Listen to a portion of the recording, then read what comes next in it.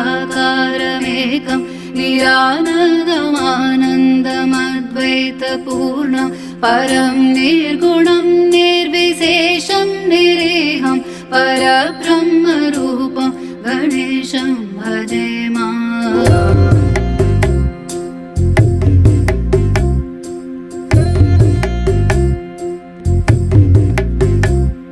गुणातीतमानं चिदानन्दरूपं चिदाभासकं सर्वगम्यानगम्यं मुनिध्येयमाकाशरूपं परेशं परब्रह्मरूपं गणेशं भजे माम्।